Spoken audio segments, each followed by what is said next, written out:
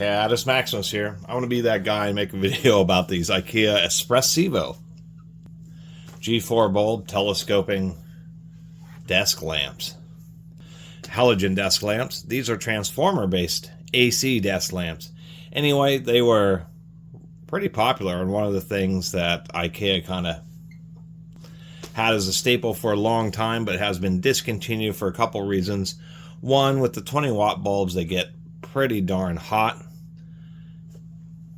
and people have gotten burned by them. The second issue is people have put in, they're only rated for 20 watts, and it's a transformer based.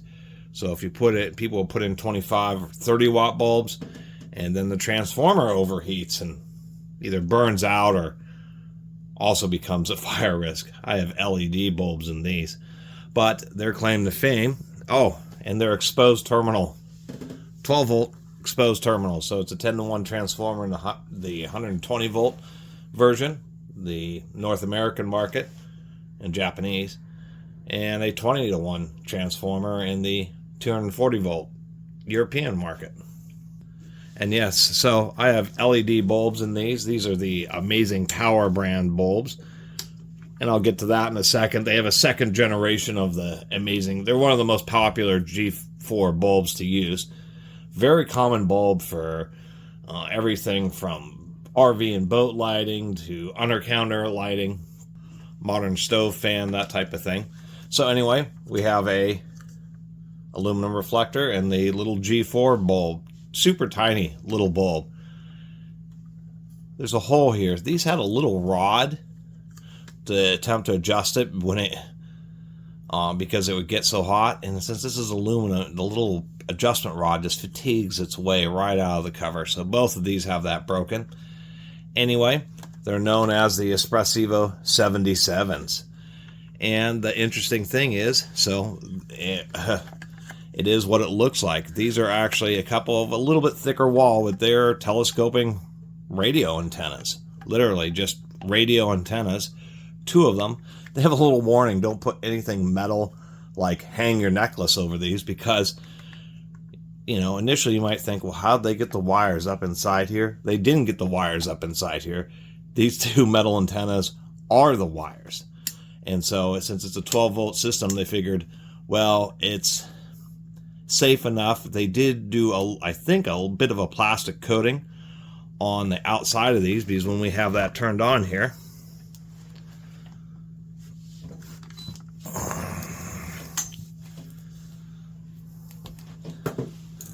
I get a little zoom so you can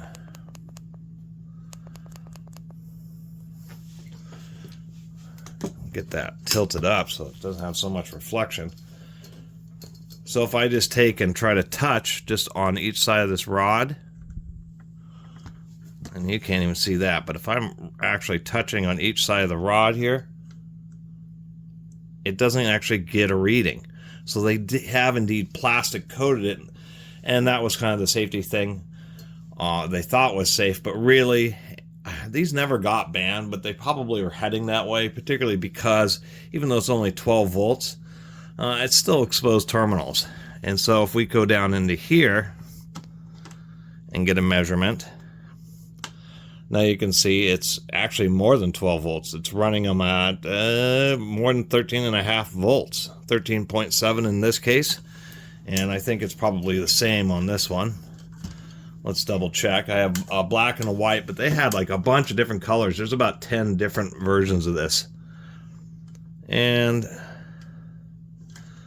come on now. 13.73, so remarkably consistent between these 2 lamps. Anyway, some people complain about the LEDs can burn out a little bit quickly, and that's part of the reason, is just the fact that it's actually running them at 13.5 volts, which is a pretty big over voltage considering you're only dealing with 12 volts to begin with. So they use the little 4mm pin 12 volt bulbs. This is a Fiat, kind of an older classic one, and people are talking about how bulky some of these bulbs are, and you have to be careful. See, these are the little halogen bulbs that they come with, Once you install them, you're actually supposed to wipe them down with like a little alcohol lens cleaner. The difference between a halogen and a normal bulb is a halogen bulb, this is actually fused quartz, and these are pressurized with krypton and some other gases. And with the fingerprint, they get hot enough, and with the fused quartz, what ends up happening is dirt or fingerprints, the heat localizes on those oils and causes differential heating. The fingerprint will heat up faster and hotter than the clean part of the bulb. That causes differential heating, differential expansion, and then the envelope can fail. And since they're pressurized, they actually pop. They literally explode, where a traditional light bulb, like a tungsten, is actually a vacuum, so they technically implode, and then the pieces crashing together spread out. Just a little, well, let's get a much closer look here. So we have here, that's a 10-watt bulb, and that's a 20-watt bulb. You can see just a thicker filament on the higher power bulb. So that's what the halogen bulbs look like. And so on Amazon, there are these amazing power bulbs, and there's a lot of complaints about the earlier generation ones.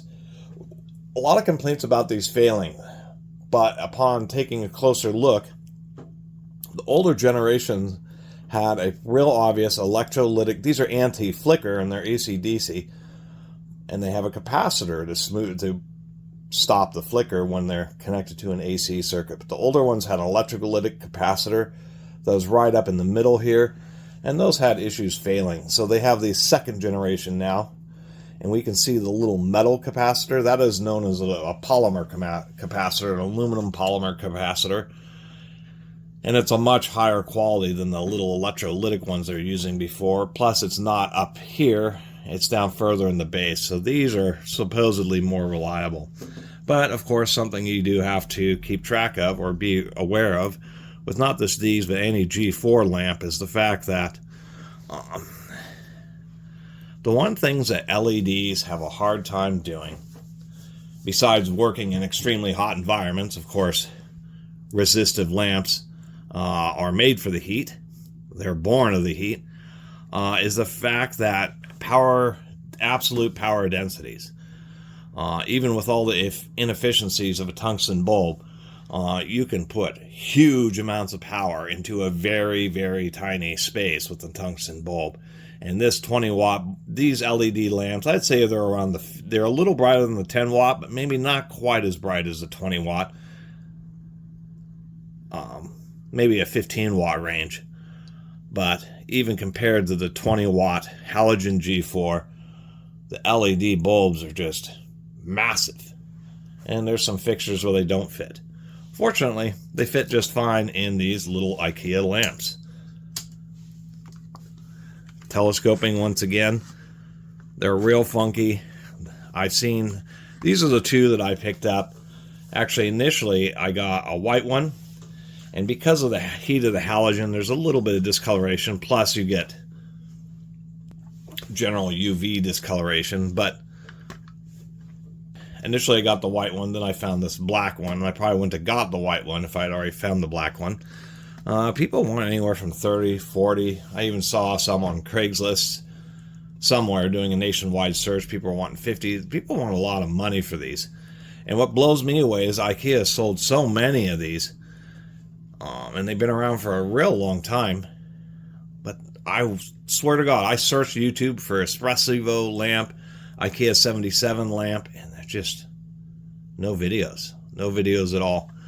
Once again, these antennas are delicate. If you adjust, it's really, really stiff pivots here, and you got to make sure to adjust down here. So I've seen a couple where these things are just totally bent and failed, but I do kind of like that adjustment where you can just have them vertical, go straight. Oddly enough, this thing is so bulky. What I don't understand is why they have so much head tilt range.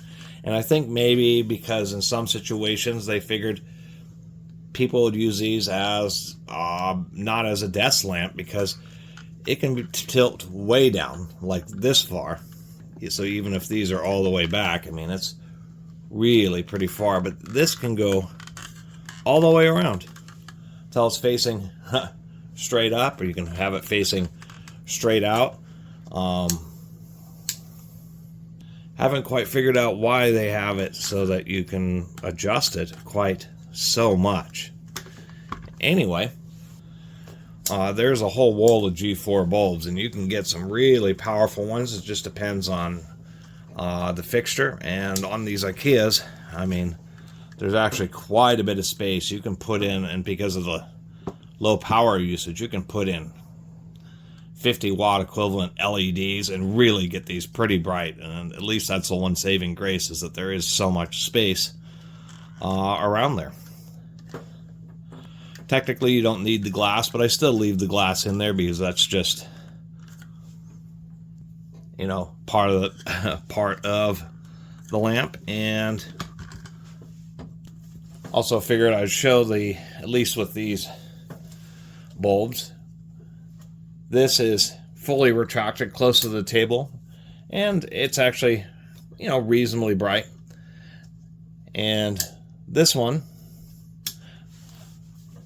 it's actually just fine as a desk lamp, but you may want to put a little bit brighter bulb in it if you're going to have it out pretty far and have, you know, a normal amount of space above it. Taking a look inside, so on both of these, what they had is the cord went around like a little loop here that was screwed down. Both of these lamps, this was broken, and one of these interior posts on the black one was also broken. Fortunately, I was just able to super glue it. The other thing is, since the cord securement fails, it's actually pretty easy to deal with. You just take a big zip tie and put it on there, and then it will prevent the cord. I mean, almost never are you pushing the cord in, and so just a big zip tie will prevent the cord from getting pulled out. Plus, it's a, you know, lamp. It's not a shop work light, and that's literally all that's inside. No capacitors, nothing like that. It's simply a 10-to-1 ratio. Once again, in North America, or 20-to-1 ratio transformer wired in line with the switch. The transformer also provides the weight to keep the lamp stabilized. Now, there is a little bit of efficiency loss with the transformer, but it also provides a distinct advantage, which is, and particularly for LEDs, and what that advantage is that it's isolating. It's through magnetic induction, and the 50, 60 hertz AC is how it transfers the energy from one coil to the other. A 10-to-1 means that there's 10 wraps, or excuse me, there'd be 10 wraps on the input for every single wrap on the output, and that's how you get your voltage divider. But the other thing that this provides is, one, it's a big coil wire, it's an inductor, and that's a noise filter. But secondly, it isolates it so that high frequency noise and such on the mains power gets attenuated through the inductive properties of the transformer, and the input wires aren't directly connected to the output wires. It's transferring the energy magnetically, so that provides isolation. And so ostensibly LED lights should actually have a better lifespan just because they're getting exceptionally clean, isolated transformer power. The other thing about transformers is that they're tremendously reliable, as there is no capacitors, resistors, or any other circuits of any type. It's literally 2 coils of wire and then the magnetic transformer iron. So that's my little video of the Ikea Espressivo 77s. Pretty famous little desk lamp. Quite a few forum posts about them. But surprisingly enough, for all the Ikea videos on YouTube, nobody, for some reason, has decided to dedicate just a few minutes to the Espressivo 77s. So, I'll be their champion, and here's my video about them. And I just think they're kind of a neat little desk lamp. Anyway, thanks for watching. See you next time.